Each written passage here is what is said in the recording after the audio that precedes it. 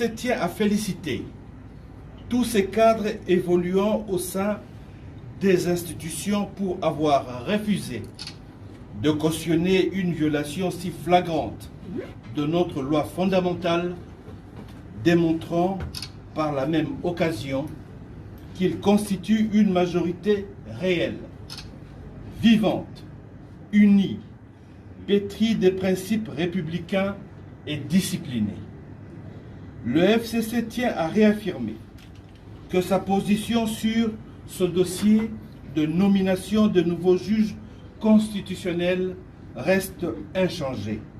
En effet, la nullité des nominations des 10 juges étant de plein droit conformément à la loi organique pertinente, le FCC ne reconnaît pas ces derniers et ne se sentira lié par aucun acte qu'ils poseront. Le FCC rassure l'opinion tant nationale qu'internationale qu'il poursuivra son combat dans le respect de la Constitution et des lois de la République, seul gage véritable d'un État de droit, et qu'il usera de toutes les voies légales pour atteindre ce noble objectif et pour s'opposer à toute initiative visant à déstabiliser les institutions de la République. Dans cette optique, ayant librement opté pour une coalition dans l'intérêt du pays, alors qu'il aurait pu choisir la cohabitation, le FCC se dit prêt à assumer ses responsabilités au regard de la confiance que le peuple souverain a investie en lui octroyant la majorité à l'Assemblée nationale d'une part et des prescrits de la Constitution d'autre part.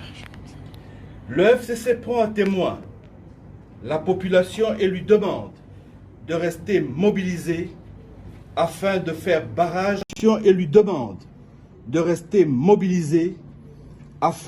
barrage à toute tentative tendant à liquider l'héritage d'un combat commun en vue de l'instauration des institutions démocratiques dans notre pays, combat couronné par la première alternance pacifique du pouvoir.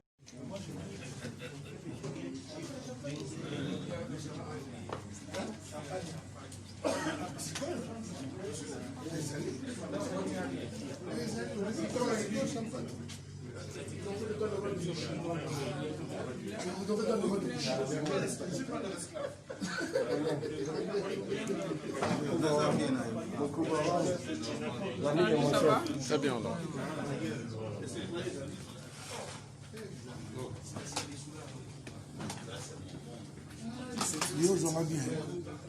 Ça, c'est Israël.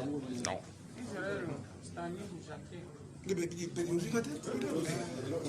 José.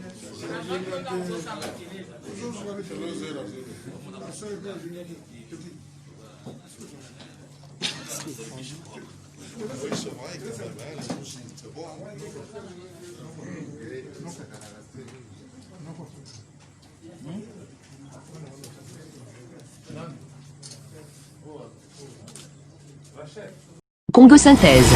La synthèse des infos de la RDC, l'Afrique et le reste du monde. Une seule adresse. www.congosynthèse.com.